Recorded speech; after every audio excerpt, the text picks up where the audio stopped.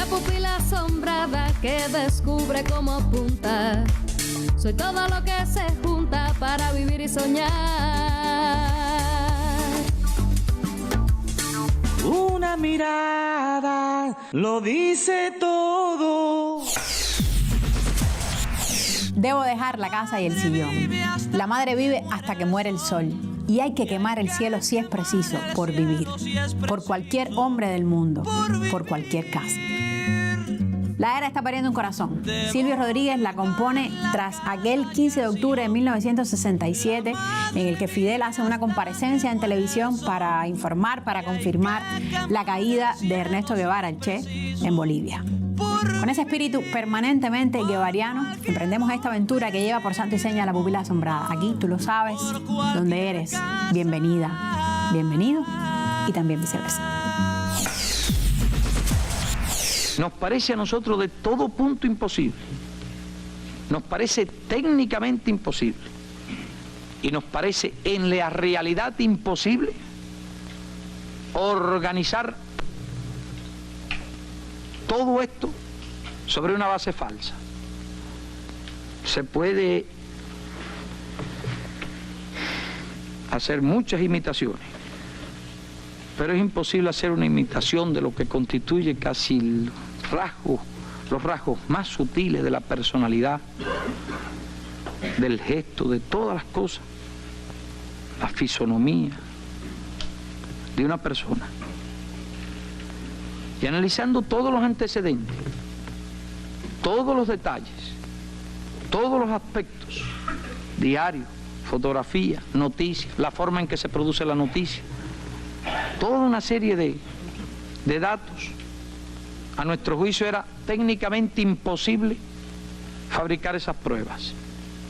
Pero vamos un poco más lejos. En el seno del régimen boliviano hay tal cantidad de contradicciones, tal cantidad de rivalidades y tal cantidad de problemas que resulta absolutamente imposible que en el seno de ese régimen se pongan de acuerdo ni siquiera para decir una mentira. Pueden decir alguna mentira, alguna noticia, si pasó algo, si mataron a algunos guerrilleros que después no aparecen el cadáver. Muchas de esas noticias las suelen dar los gobiernos reaccionarios y no tienen mayor trascendencia. Eso en primer lugar. En segundo lugar, desde el punto de vista técnico, se necesitaría una cantidad de recursos y de experiencias que allí no existen. Pero en tercer lugar, lo más evidente de todo, ¿qué sentido tendría para ese régimen fabricar semejante noticia? ¿Qué sentido tendría para ese régimen fabricar una noticia que a los 10 días, a los 15 días, a los 20 días se iba a poner en evidencia y se iba a demostrar que era mentira? No solo es extraordinariamente difícil fabricar una mentira de una manera tan perfecta que no se descubra rápidamente, sino que además carecería de sentido el inventar semejante noticia. Pero además se les veía un poco cauteloso en eso. No hacía 10 o 12 días habían dado una noticia similar, pero la noticia duró unas horas. A las pocas horas, al otro día, la desmintieron rápidamente. Después, esta noticia empezó a circular de manera muy persistente. Se abstenían de dar una afirmación categórica. Los primeros rumores llegaban a través de fuentes, a través de periodistas. Circulaban toda una serie de noticias. Y ellos se abstenían cuidadosamente de hacer una afirmación definitiva. Al parecer, estaban tratando de obtener evidencia de manera que pudieran lanzarse a hacer la afirmación oficial sin temor a equivocarse. Todas esas cosas se habían estado observando. Ya nosotros tenemos alguna experiencia interpretando todos los cables, leemos muchos cables todos nosotros, todos los días. Y tenemos alguna experiencia para evaluar de acuerdo con el estilo, las características de cada gobierno, las personalidades de los gobernantes, todas esas cosas y todos esos factores para evaluar esa noticia. A ellos se les veía cauteloso. Ni al más imbécil, ni al más cretino de todos los gobiernos. Y no hay duda que el gobierno de Bolivia se caracteriza por el cretinismo y por el imbecilismo. Pero ni al más súper imbécil se le habría ocurrido algo tan sin sentido, tan estúpido, tan imposible de inventar y tratar de probar como una noticia semejante. Porque además carecería por completo de sentido. Es indiscutible que el movimiento guerrillero en Bolivia está en una fase en que la supervivencia de los guerrilleros depende fundamentalmente de su propia capacidad, depende de sus propias fuerzas, digamos. Es decir, no es un movimiento que ha llegado al punto en que se va a producir una crisis inminente y en que una mentira de esta permite a un gobierno ganar 8 o 10 días, una semana. No era esa la situación. La guerrilla está en el periodo que nosotros conocemos sobradamente bien, en que depende fundamentalmente de sus propias fuerzas. Y lo que hacen los guerrilleros cuando oyen una noticia semejante es reírse, cuando la noticia es falsa. Y por tanto no tiene ningún efecto con relación a los guerrilleros, y sí, por el contrario, tiene un efecto y casi inmediato con relación al poco prestigio, a la poca credulidad con que pueda contar alguno de esos gobiernos. Hago este razonamiento para comprender que ese tipo de noticias es absolutamente ilógico, que nadie trate de inventarla. Un poco para considerar los móviles por los cuales una noticia como esta se puede inventar.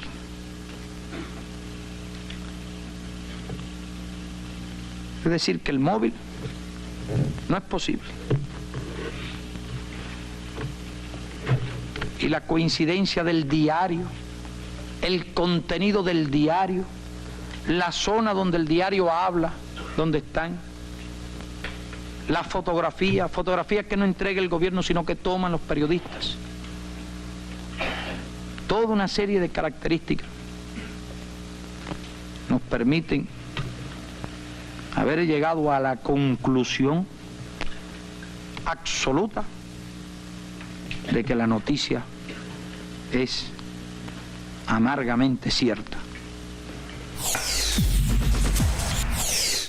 Era costumbre del Che en su vida guerrillera anotar cuidadosamente en un diario personal sus observaciones de cada día.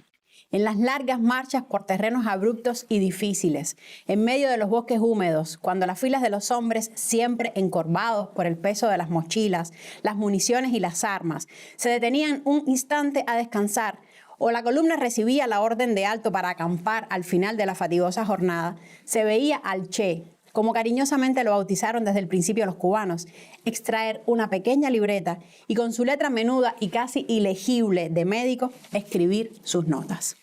Esto que estoy leyendo es la introducción necesaria que Fidel le hace al diario del Che en Bolivia, y además en una edición príncipe, lo cual, fíjese que lo toco con mucho cuidado. Como si estuviera, profe, tocando algo que se fuera a romper, si fuera un tesoro, porque uno sabe que es un tesoro.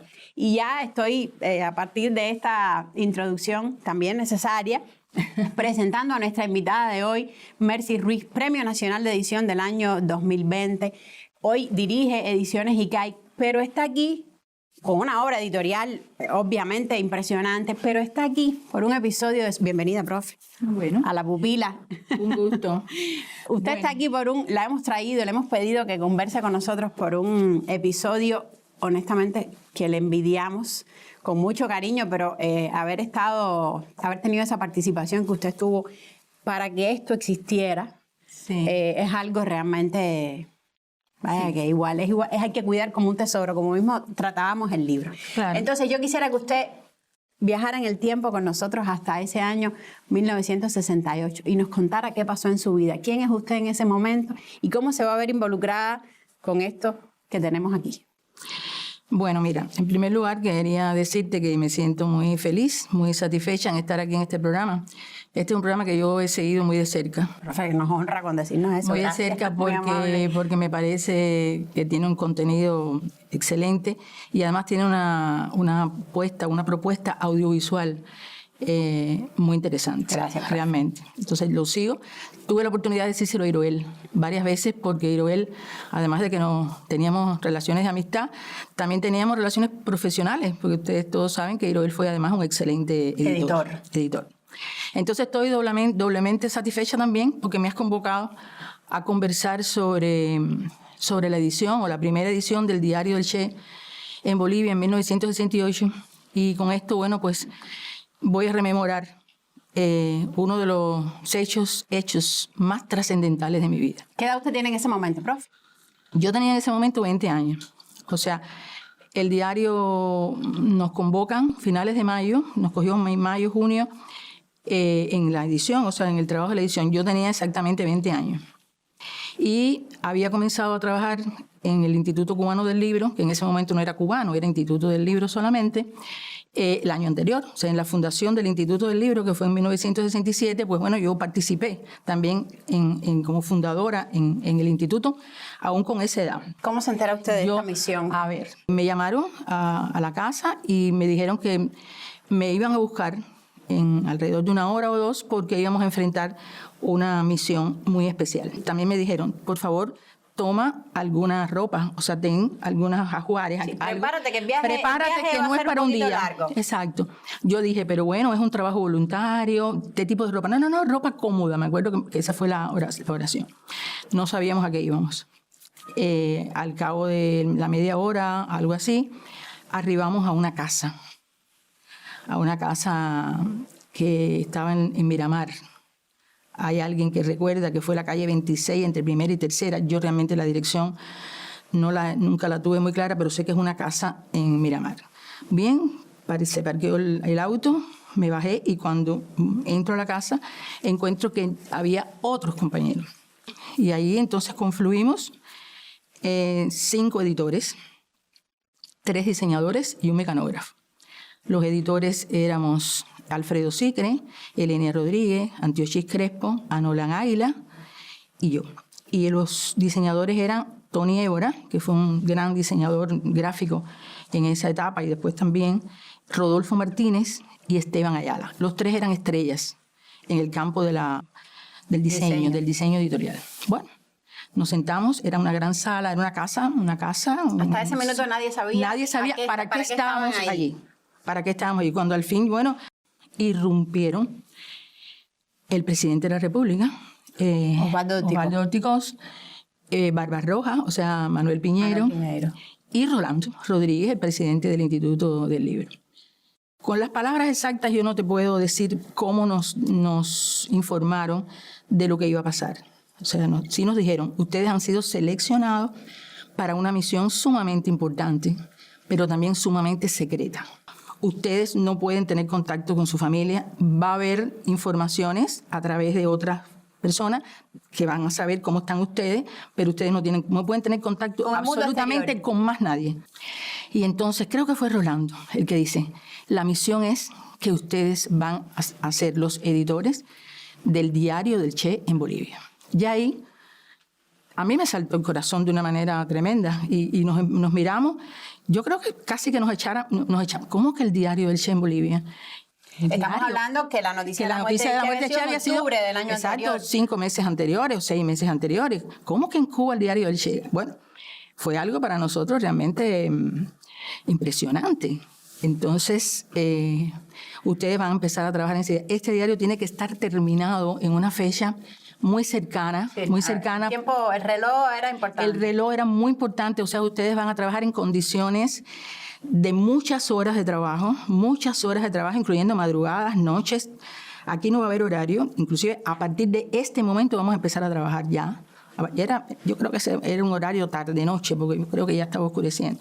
Entonces, bueno, todos nos miramos y dijimos, bueno, ¿cómo va a ser esto? Bueno, empezó también el proceso de cómo íbamos a trabajar.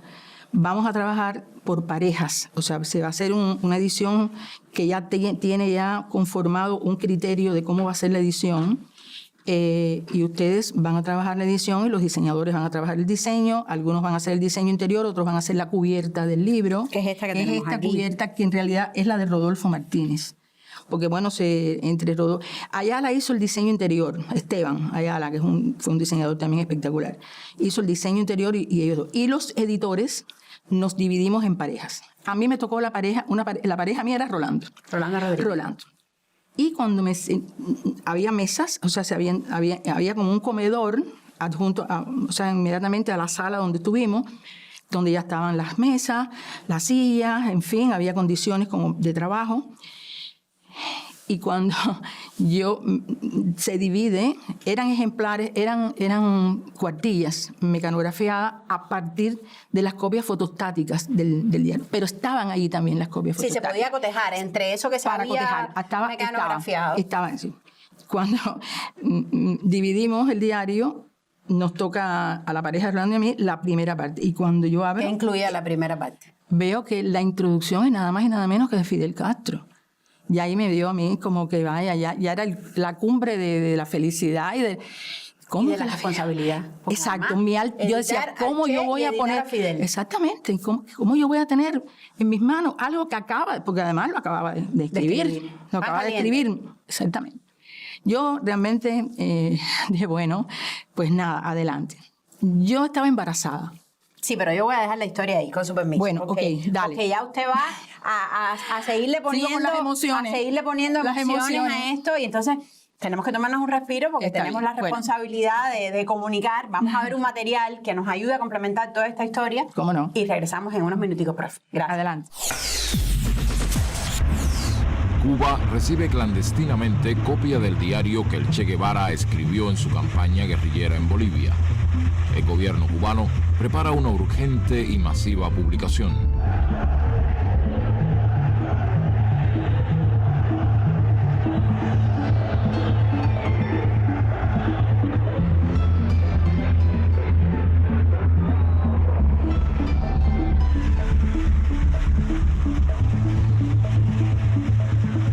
La Habana informa al mundo la edición del libro y su distribución gratuita en la isla.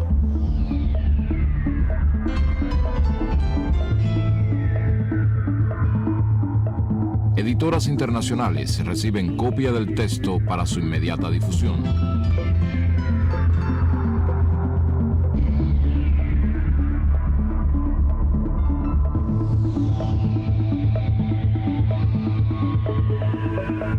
El diario permite conocer aún más la personalidad del Che. Su prestigio legendario de revolucionario consecuente se agiganta.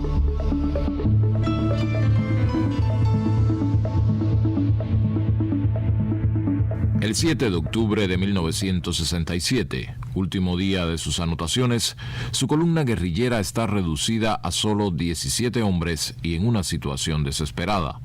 Ese día, el Che escribe: Se cumplieron los 11 meses de nuestra iniciación guerrillera, sin complicaciones, bucólicamente. No había perdido su espíritu de lucha ni su aguda capacidad para la ironía.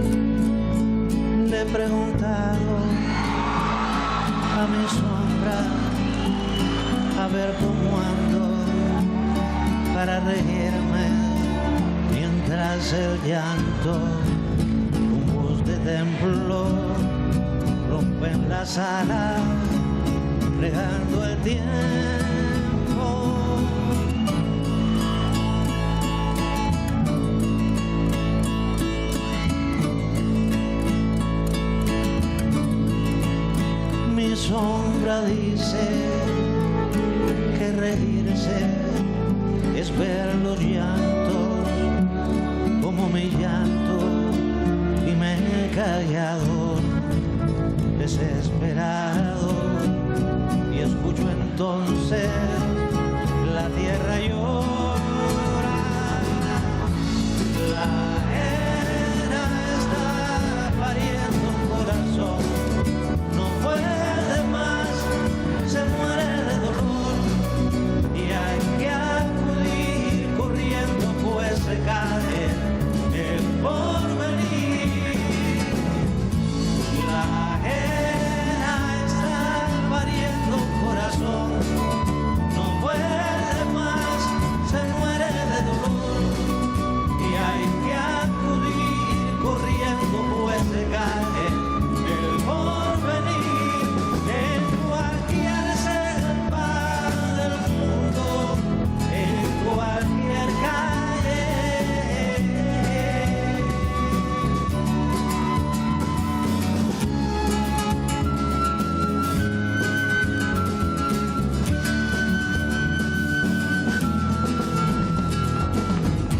Se volca la casa y el sillón, la madre vive hasta que muere el sol y hay que quemar el cielo si es preciso por vivir.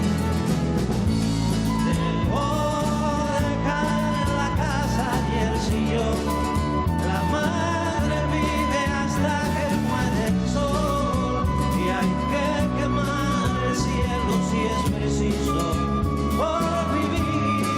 Por cualquier hombre del mundo, por cualquier casa.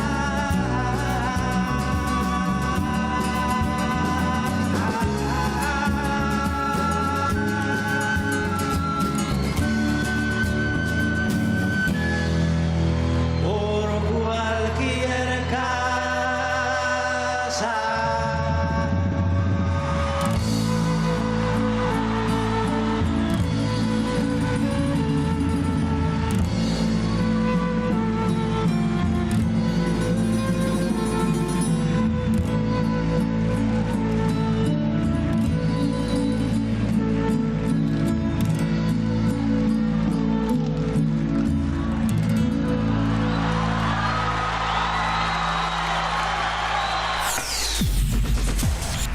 Nos quedamos, profe, que usted en ese momento tiene 20 años, va a enfrentar una responsabilidad como esta y además está embarazada. Y además estoy embarazada. Y eso, usted lo dijo cuando preguntaron, bueno, ¿alguien tiene algún impedimento para trabajar en esta situación, en esta condición de aislamiento? De exceso de trabajo, Ajá. de muchas horas. ¿Usted qué Pues no lo dije.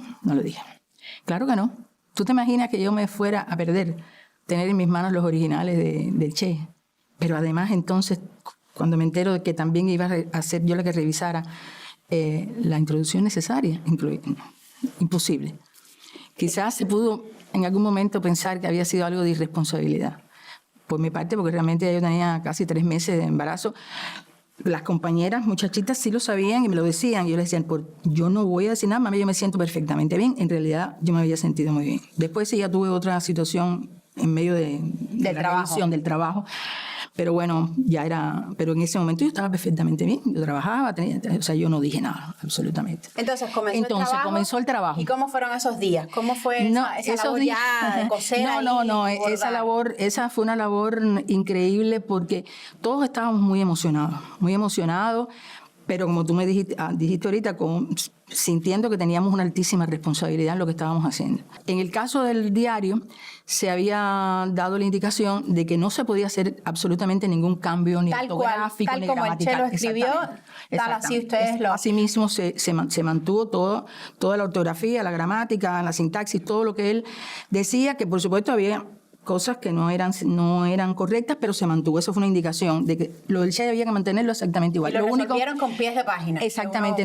Hicimos pies de página, pero no por las cuestiones ortográficas. Hicimos pies de página con los nombres, porque el Che menciona la misma persona varias veces con distintos nombres y eso sí se aclaró. Esas aclaraciones que se hicieron, pero nunca interviniendo para nada sobre su ortografía, sobre su sintaxis. Ahora, en el caso del Fidel... ¿Alguna vez Fidel los visitó mientras estaban haciendo el trabajo? Sí, sí.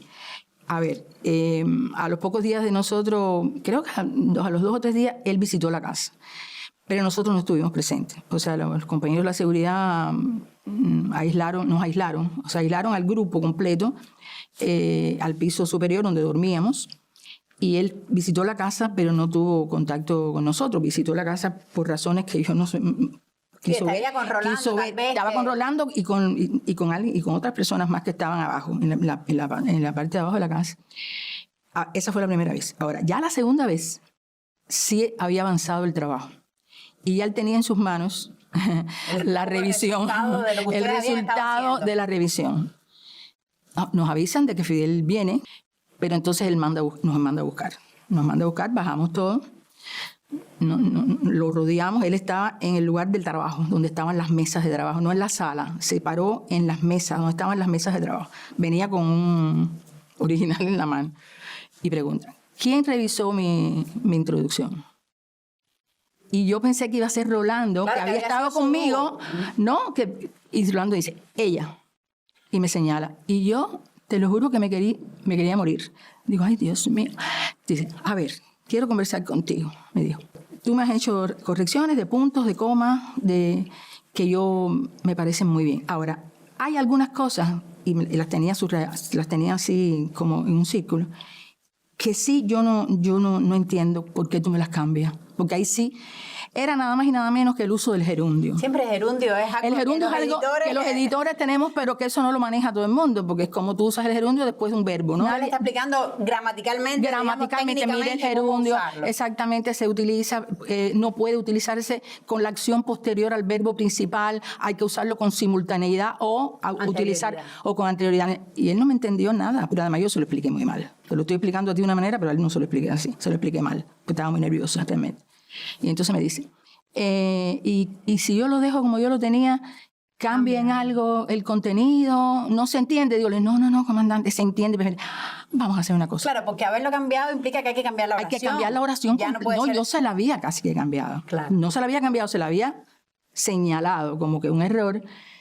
Y él me dijo, vamos a dejarlo entonces como está. Digo, sí, comandante, por supuesto, que vamos a dejarlo como está. O sea, fue una anécdota, todos allí nos estábamos mirándonos, después, bueno, nos preguntó que si sabíamos la importancia de lo que estábamos haciendo, que si nos sentíamos bien, si había alguna dificultad.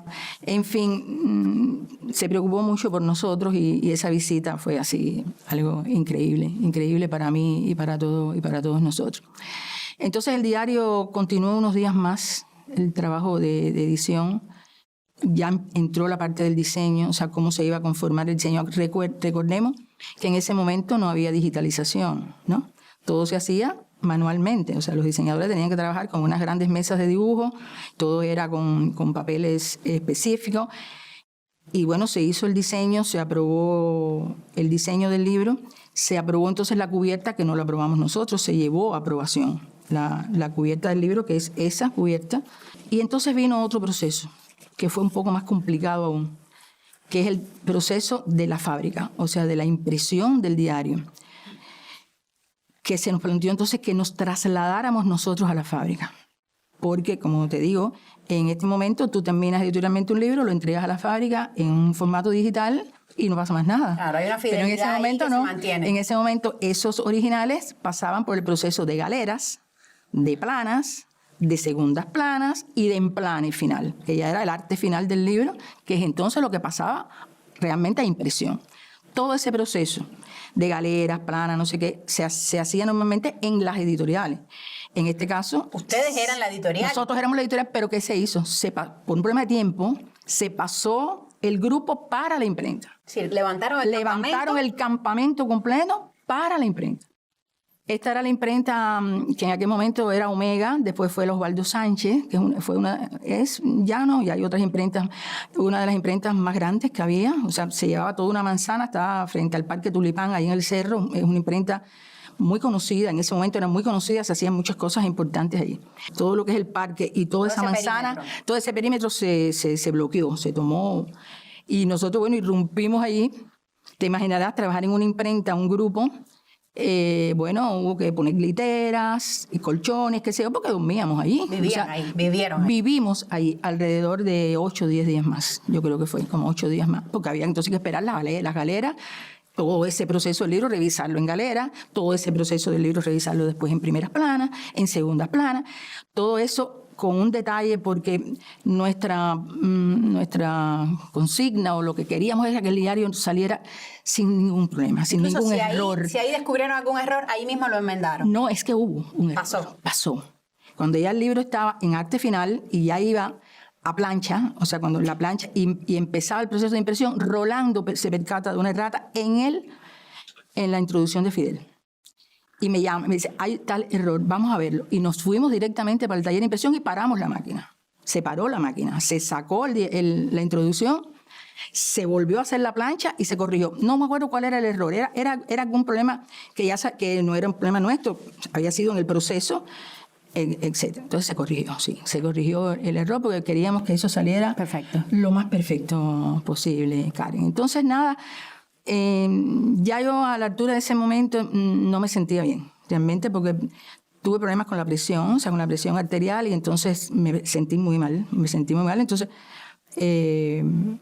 ya estábamos en la fase final. Yo recuerdo que Rolando, porque se me inflamaron mucho los pies, tuve un poco de sangre en la nariz por la presión, etcétera, y Rolando quiso que me fuera. Y tienes que irte para el hospital ahora mismo, vamos a poner un carro, aunque ya todo aquello estaba, ya ahí empezaba la impresión. Le dije, no, yo tengo que ver el libro terminado. Me acosté, me tranquilicé, no sé qué, en una litera que teníamos, y esperé que la edición, o sea, que estuviese los primerísimos ejemplares para verlo. Y ahí sí, entonces. Y entonces ahí sí. Ya con este hijo, no, ya con ese hijo niño logrado, entonces fue a proteger el otro hijo biológico que usted traía. Exactamente. Pero nada, salió todo bien, mi embarazo siguió adelante bien. Mi hijo, que ya tiene 57 años, se llama Jorge Ernesto, por supuesto. Tiene casi la edad del diario. No tiene la edad del diario, totalmente la edad del diario. Tiene la edad del diario.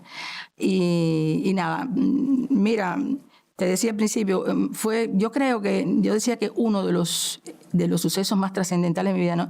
Yo creo que fue el suceso más trascendental de mi vida, porque eran dos personas que yo adoraba. O sea, el Che era algo así increíblemente inalcanzable, prácticamente, de poder tener sus manuscritos en la mano, y después Fidel, y tener la oportunidad de haber hablado con Fidel. Eso es algo también realmente fuera de mis posibilidades. 30 años después yo volví a hablar con Fidel, bueno, quizás en algún momento. Y es la foto que estamos mostrando. Exactamente, eso fue 30 años después, en el congreso el 6º Congreso de la UNIAC, en el 98. Tuve la oportunidad de volver a hablar con Fidel. Y fíjate, no, porque en ese momento lo que yo le estaba obsequiando a Fidel eran unos libros que habíamos preparado. Yo en ese momento dirigía la editorial de la UNIAC. Y le habíamos preparado una edición especial de un libro de historia que a él le interesaba mucho. Subía donde él estaba en un momento de receso y quería obsequiarle personalmente, y él conversó conmigo allí, conversamos de los libros, conversamos del Congreso. Yo fui aquella jovencita. No, pero nunca le dije, hace 30 años que usted y yo conversamos sobre los gerundios. No se lo dije. También me puse muy nerviosa. Sí, no, es que la figura de Fidel es imponente, así, de una manera tremenda. Yo después no quería ni lavarme las manos prácticamente, porque él era una persona además tan maravillosa, la forma en que hablaba, te tomaba las manos, hablaba bajito. Hombre, una gran delicadeza. Excepcional. También, excepcional también en eso. También como este. Hacemos una segunda pausa en nuestra conversación, profe. Tomamos otros respiros que van siendo necesarios, porque uno es un ser humano y se emociona. No solo somos profesionales, sino uno la profe está contando su vida, y yo de cerquita así aquí también la recibo como ese pedazo de vida importante. Entonces, nos tomamos un respiro y seguimos en unos minutos. Gracias, profe. La figura de Ernesto Guevara. Y ahí yo te pediría también que vuelvas a ser el dibujante que traza lo que es para ti la imagen del Che, incluso en relación con tu hacer, ¿no? Cuando empecé a cantar, el Che cae en el 67, es una conmoción. Dos de las primeras canciones, digamos, más... que yo creo que incluso marcan hasta musicalmente una nueva forma de ver la canción, en mi trabajo. Las hice por el Che cuando me entero de que ha muerto. Una es, las dos las hice el mismo día. El mismo día. La era está pariendo un corazón. La hice ahora y a las 2 horas estaba haciendo fusil contra fusil. O sea, que no me bastaba la era, tenía que decir más todavía. Porque terminé la era y dije, no, esto es demasiado general. Esto habla de una cosa, por cualquier hombre del mundo, no, tengo que hablar de él directamente. Y entonces hice una canción que hablaba directamente del Che. ¿Por qué el Che? Porque el Che era un hombre cabal, ¿no? O sea, así lo vio mi generación. Fue el hombre que fue capaz de vivir como pensaba, cabalmente. Eso es muy difícil en esta vida. Ser consecuente hasta las últimas consecuencias. Eso es muy difícil. Esa estatura humana que tiene el Che fue muy admirada, fue muy seguida. Quisimos imitarla, incluso en la vida misma propia, porque ¿qué es lo que nos lleva a nosotros a Angola unos años después? El internacionalismo. Si no es el ejemplo de Che. Queríamos ser como él de verdad. Queríamos encontrarnos una bala en una selva como él de verdad. O queríamos salvar un país, queríamos hacer una revolución, queríamos mejorar al mundo, porque no era una idea suicida, no es una idea suicida, no es que uno tenga vocación de mártir, no, todo lo contrario, todo lo contrario, si nos encanta la vida, pero no nos encanta la vida para nosotros nada más, nos encanta la vida para todos.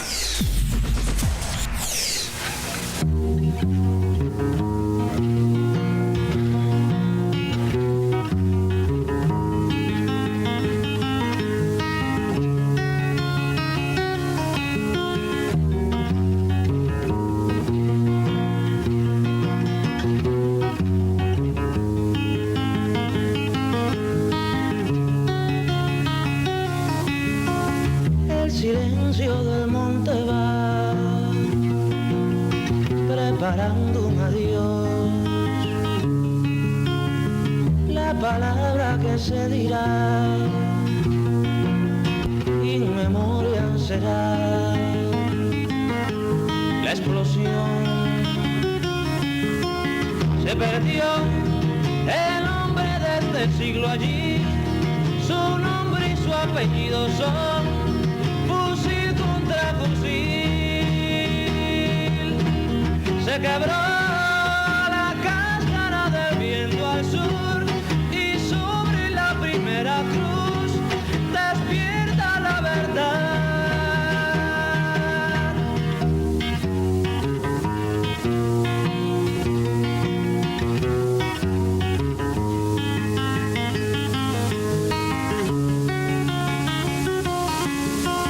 Todo el mundo tercero va a enterrar su dolor, con granizo de plomo hará su agujero de honor, su canción dejarán el cuerpo de la vida allí, su nombre y su apellido son fusil contra fusil. Cantarán su luto de hombre y de animal, y en vez de lágrimas echar, con plomo llorarán. Alzarán al hombre de la tumba al sol, y el nombre se repartirá. Fusil contra fusil, fusil contra fusil, fusil contra fusil.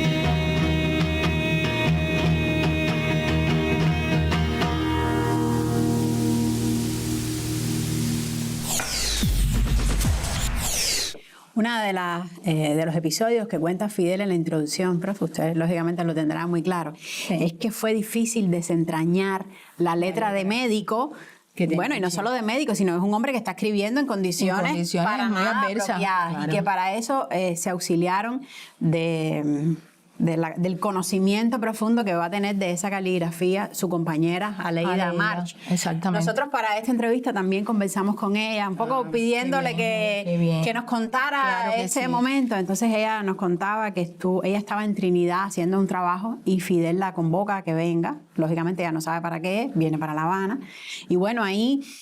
Y obviamente él le pide ayuda con desentrañar esa caligrafía, ¿no? Y entonces ella nos contaba que fueron a la oficina de Barbarroja, de Manuel Piñeiro, el comandante Manuel Piñeiro. Entonces ella dice que ella sentada en el piso iba leyendo en alta voz esas copias, las copias fotostáticas que habían del diario, llegado al diario, y que Vidalina, la secretaria de Barbarroja, entonces mecanografiaba lo que ella iba leyendo en voz alta, ¿no? Como una especie de dictado. Transcribiendo lo que ella estaba... Para que ustedes pudieran... Para que nosotros pudiéramos leer. Trabajar. Es decir, le estoy contando una historia que precede a lo exactamente, que a lo que yo les decía. Y también me dijo, nunca más me lo volví a leer.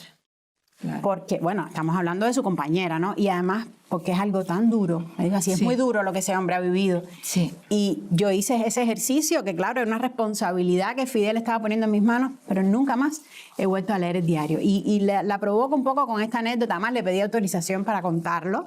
Lógicamente me dijo, claro, eso es una verdad histórica. Claro. Y un poco la provoco a usted con esa anécdota porque... Si bien hemos contado lo que usted había vivido, ¿no? Desde su experiencia de una joven veinteañera, estamos hablando de una obra que Fidel y Cuba decide hacer público, decide publicar, con un valor ¿cuál? Es decir, conocer lo que ha vivido el Che en esos 11 meses, ¿no? que dura el diario, en esas circunstancias. ¿Está hablando de qué?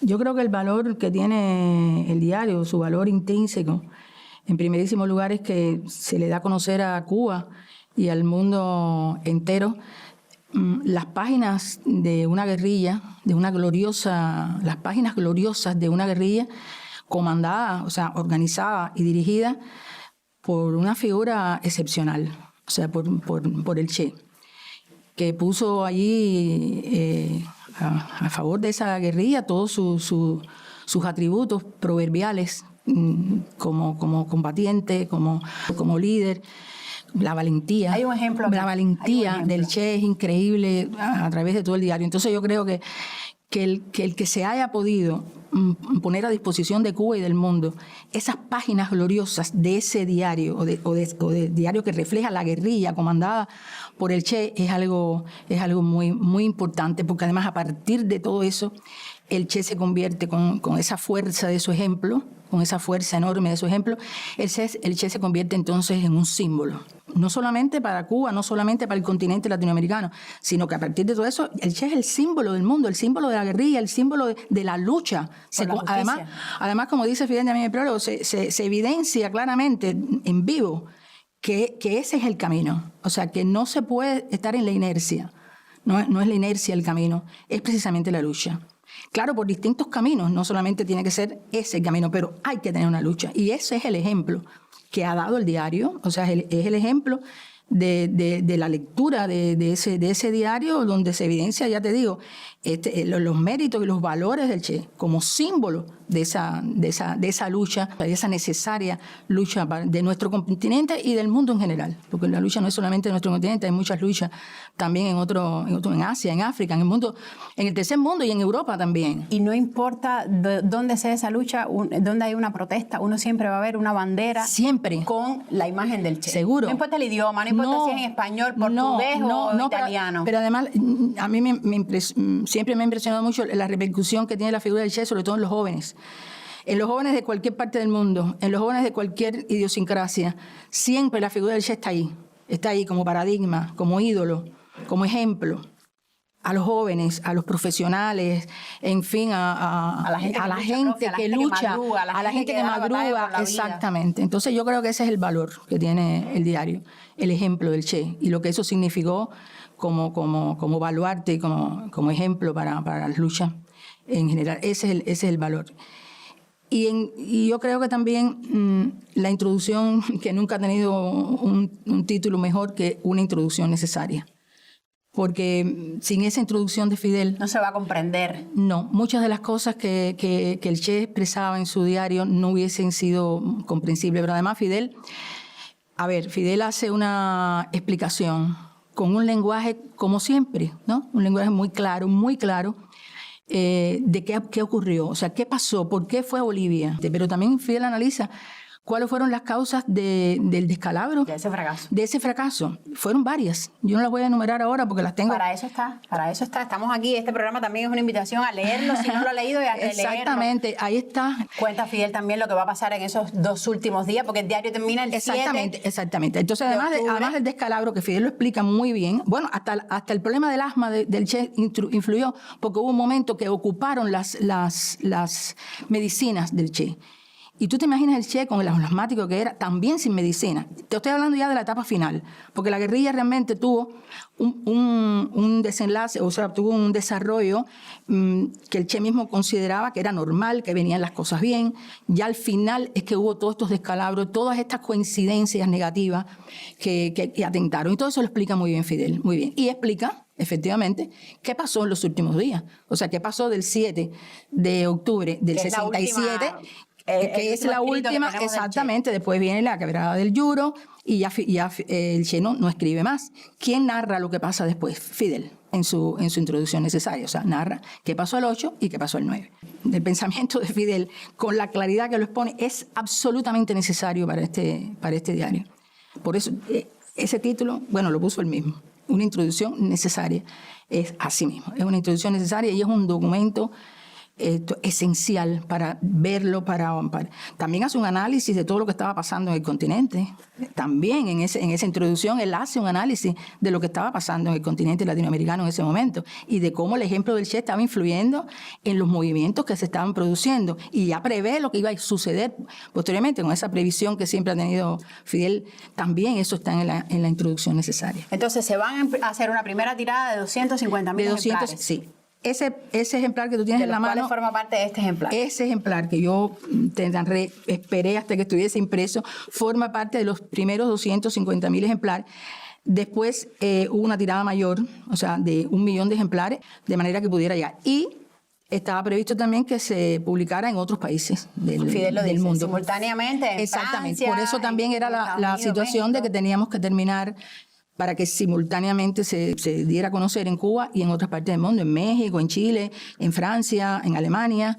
Se dio a conocer también el diario de Che. Yo le agradezco, profe, porque este libro es de la profe, yo lo tengo, porque enseguida que llegó se lo secuestré. Claro. Pero es un préstamo, yo públicamente se lo estoy devolviendo, agradeciéndole y agradeciéndole que haya estado con nosotros, que nos haya contado esas cosas hermosas y comprometiéndola, porque yo estoy segura que se quedan siempre historias ahí en el tintero y que la pupila es su casa para que nos las cuente cuando usted esté animada y cuando el Che nos convoque. Estoy en la mejor disposición, te dije desde el principio que me siento muy satisfecha de haber estado aquí con ustedes y lo redoblo ese criterio. Estoy muy satisfecha de haber compartido esto aquí con ustedes. Qué bueno que se sintió bien. Muchas gracias, profe. Mucha salud. La espero siempre y a ti te espero la semana que viene. Gracias, profe. Y nosotros creemos sinceramente y opinamos que aunque el deber de decirle la verdad está por encima de que pueda convenir o no pueda convenir, y esa era nuestra actitud, debemos expresarle a los revolucionarios cuál es nuestra convicción, nuestra absoluta seguridad, nuestra evaluación de la noticia. Y además, alerta para que no pueda el imperialismo utilizar la duda en su beneficio y por amargo que resulte, por doloroso incluso cuando circunstancias como las que exponía se presentan, de duda entre familiares allegados, no tengamos vacilación en cumplir ese deber. Pero además, ¿qué sentido tendría para los revolucionarios mantener ilusiones falsas? ¿Qué se ganaría con ello? ¿Es acaso que los revolucionarios no debemos ser los más preparados para todas las circunstancias, para todas las vicisitudes, para todos los reveses incluso? ¿Es que acaso la historia de las revoluciones o de los pueblos revolucionarios se ha caracterizado por la ausencia de golpes duros? ¿Es que acaso los verdaderos revolucionarios no son los que se sobreponen a esos golpes, a esos reveses y no se desalientan? ¿Es que acaso no somos los revolucionarios precisamente los que pregonamos el valor de los principios morales, el valor del ejemplo? ¿Es que no somos acaso los revolucionarios los que creemos en la perdurabilidad de la obra de los hombres, de los principios de los hombres? ¿Es que no somos los revolucionarios los primeros que empezamos por reconocer lo efímero de la vida física de los hombres y lo perdurable y duradero de las ideas, la conducta y el ejemplo de los hombres? Si ha sido el ejemplo el que ha inspirado y ha guiado a los pueblos a través de la historia. Y así ocurrió siempre. Ni los golpes más duros, durísimos golpes recibió nuestra revolución libertadora con la muerte de Martí y con la muerte de Maceo. Y recibieron muchos movimientos revolucionarios y siempre se sobrepusieron a los revés y a los golpes, por duro que fuese. ¿Quién podría negar lo que significa el golpe, que es la muerte del Che para el movimiento revolucionario? El no poder contar ahora con su experiencia, con su inspiración, con esa fuerza de su prestigio que imponía temor a los reaccionarios. Es un golpe fuerte, muy duro. Pero sin embargo, nosotros estamos seguros de que él era, más que nadie, un convencido de que la vida física de los hombres no es lo principal, sino su conducta. Y sólo así se explica, sólo así encaja dentro de su personalidad y su acción ese desprecio absoluto por el peligro.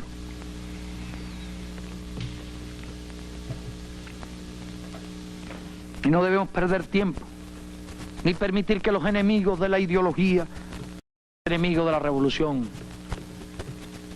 asuman la ofensiva ideológica y asuman una ofensiva psicológica para desalentar al movimiento revolucionario, sino que partiendo de la verdad y del reconocimiento de la verdad y convirtiendo ese ejemplo en fuerza invencible, el movimiento revolucionario siga adelante, más firme y más decidido que nunca. No porque hayas caído tu luz es menos alta. Un caballo de fuego sostiene tu escultura guerrillera entre el viento y las nubes de la sierra. No por callado eres silencio, y no porque te quemen, porque te disimulen bajo tierra, porque te escondan en cementerios, bosques, páramos, van a impedir que te encontremos. Che comandante, amigo. Con sus dientes de júbilo Norteamérica ríe, mas de pronto revuelves en su lecho de dólares. Se le cuaja la risa en una máscara y tu gran cuerpo de metal sube, se disemina en las guerrillas como tábanos y tu ancho nombre herido por soldados ilumina la noche americana como una estrella súbita, caída en medio de una orgía. Tú lo sabías, Guevara, pero no lo dijiste por modestia, por no hablar de ti mismo. Che comandante, amigo. Estás en todas partes, en el indio hecho de sueño y cobre, y en el negro revuelto en espumosa muchedumbre, y en el ser petrolero y salitrero, y en el terrible desamparo de la banana, y en la gran pampa de las pieles, y en el azúcar, y en la sal, y en los cafetos, tú móvil estatua de tu sangre como te derribaron, vivo como no te querían, che comandante, amigo. Cuba te sabe de memoria, rostro de barbas que clarean, y marfil y aceituna en la piel de santo joven. Firme la voz que ordena sin mandar, que manda compañera, ordena amiga, tierna y dura de jefe camarada. Te vemos cada día ministro, cada día soldado, cada día gente llana y difícil cada día, y puro como un niño o como un hombre puro. Che, comandante, amigo. Pasas en tu descolorido, roto, agujereado traje de campaña, el de la selva como antes fue el de la sierra. Semidesnudo el poderoso pecho de fusil y palabra, de ardiente vendaval y lenta rosa. No hay descanso. Salud, Guevara, o mejor todavía desde el hondón americano. Espéranos, partiremos contigo. Queremos morir para vivir como tú has muerto, para vivir como tú vives. Che, comandante.